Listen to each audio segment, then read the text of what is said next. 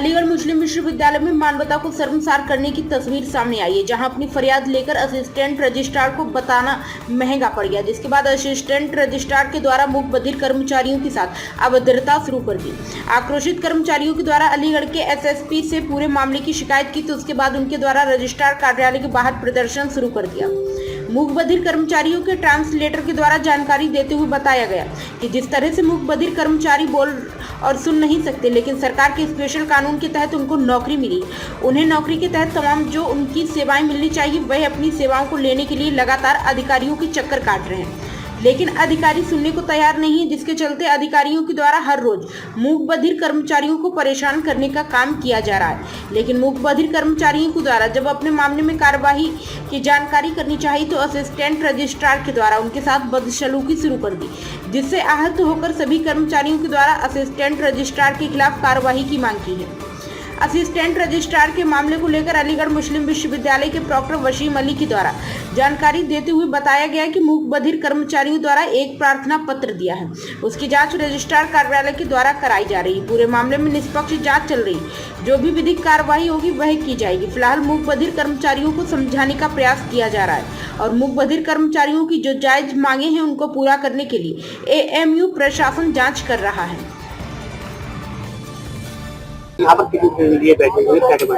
आज असल में इसलिए बैठे हुए हैं कि रजिस्ट्रार साहब से हम लोग शिकायत करने आए हैं कि इन बच्चों के साथ, ये जो मूक बधिर बच्चे हैं, सारे बच्चे जो है एएमयू एम्प्लॉयज हैं, इनके साथ एक यहाँ पे अरकम सैफुल्ला साहब हैं, इनके साथ रेगुलरली 2-3 बार बदतमीजी कर चुके हैं।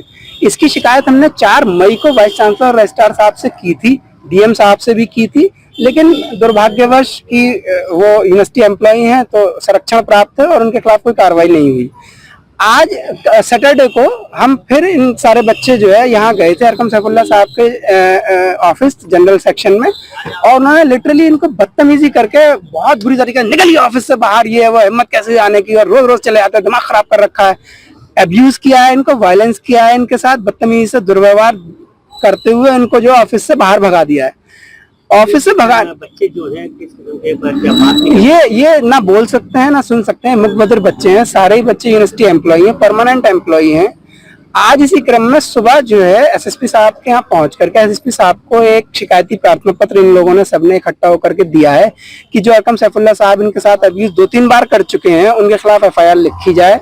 क्योंकि हमने 1-2 बार ये सोचा कि चलिए कोई नहीं, यूनिवर्सिटी के एम्प्लॉई हैं, ये भी एम्प्लॉई हैं, आपस में कोई इस तरह की क्लैशेस ना हो कि एफआईआर तक बात पहुंचे, लेकिन अब उनको ये बात समझ में नहीं आ रही कि ये मूक बधिर बच्चे हैं, इनको स्पेशल ट्रीटमेंट की जरूरत है, इनकी बात सुनने की जरूरत है, समझने की जरूरत है। नहीं, ये मुझे इंटरप्रेटर बना के अपना ले जाते हैं कि भाई आप हमारी बात समझा दीजिए, क्योंकि हम तो बोल सुन सकते नहीं है। इनको समस्या ये है कि डबल ट्रेवल अलाउंस इन लोगों को गवर्नमेंट की तरफ से दिया जाता है। इन लोगों की नौकरी लगी थी 2017 में, 2017 से आज दिनांक 2024 तक इनको वो डबल ट्रेवल अलाउंस नहीं दिया जा रहा। रेगुलरली ये बच्चे अपने अपने स्तर से रेगुलरली वाइस चांसलर रजिस्ट्रार को एप्लीकेशंस दे रहे हैं, ठीक है। अब उसमें उसी क्रम में मेरी कई बार मीटिंग हो चुकी है रजिस्ट्रार साहब से, ठीक है। रजिस्ट्रार साहब ने उस पे 1-1.5 महीना पहले कुछ फाइल पे करके जनरल सेक्शन को भेजा था। हमने पता करने की कोशिश करी कि क्या हुआ है, तो हमसे कहा गया कि वो सीक्रेट है, हम आपको नहीं बता सकते, हम बच्चों को इंटीमेट करेंगे। हमने 1-1.5 महीना वेट किया। 1-1.5 महीने बाद सैटरडे को हम फिर पहुंचे जनरल सेक्शन कि भाई क्या इंटीमेट करेंगे, आप कब इंटीमेट करेंगे, 1-1.5 महीना हो गया, आप तो बता दीजिए क्या कर रहे हैं, नहीं कर रहे हैं तो मना कर दीजिए। हमारे पास और ऑप्शन थे, हम हाई कोर्ट चले जाएं, सुप्रीम कोर्ट चले जाएं। कितने एम्प्लॉई हैं? ऐसे ये करीब 16-17 एम्प्लॉई हैं, ठीक है, जिनको जो है डबल ट्रेवल अलाउंस नहीं दिया जा रहा पिछले 8 साल से, और रेगुलरली हम लोग इनको एप्लीकेशन दे रहे हैं, रिप्रेजेंटेशन दे रहे हैं। 4 मई को भी हमने इनको एक रिप्रेजेंटेशन दिया है वाइस चांसलर रजिस्ट्रार को, लेकिन कुछ कार्रवाई उस पर नहीं हुई है। ना ये मना करते हैं कि नहीं देंगे, ना ये कहते हैं कि देंगे। जनरल सेक्शन हम जाते हैं तो धुतकार के भगा देते हैं, बिल्कुल अब्यूज लैंग्वेज है उनकी। एसएसपी महोदय से मुलाकात हुई, एसपी आरए साहब से मुलाकात हुई, तो उन्होंने सीओ साहब को वो जांच के लिए भेज दिया है कि जांच कर एफआईआर लिखी जाए। आप यहाँ पर क्यों बैठे? मेरा नाम शाहिद एडवोकेट है। यहाँ क्यों बैठे हैं? यहाँ इसलिए बैठे हैं कि रजिस्ट्रार साहब को भी इसी क्रम में शिकायत करना है कि उनके खिलाफ एफआईआर कराई जाए, उनको सस्पेंड किया जाए जो उनके साथ अब्यूज भाषा। नहीं, अभी कोई नहीं आया। सर, छात्र और एम्प्लॉय धरने पे बैठे, क्या और धरने पे नहीं, अभी वो रजिस्ट्रार ऑफिस के गेट पर आए हैं और उनकी अपनी कुछ समस्या है, जिसमें से उनका कहना ये है कि वो डबल टीए के लिए, ट्रांसपोर्ट अलाउंस के लिए इंटाइटेड है।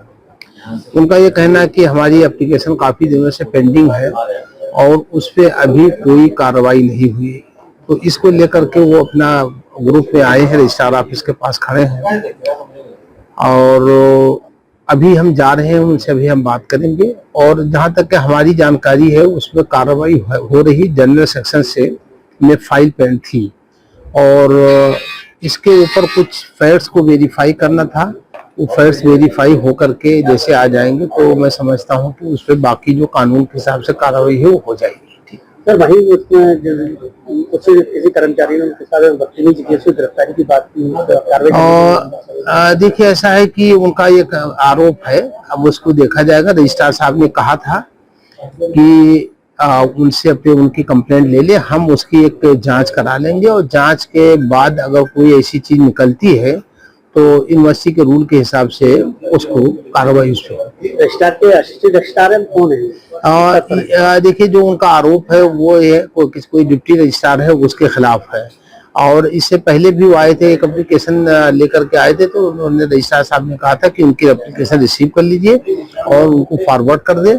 वो इस पे पूरी जांच कराएंगे, जांच के बाद जो तथ्य निकल कर आएंगे तो तथ्यों के आधार पर आगे विधिक रूप से कार्रवाई होगी।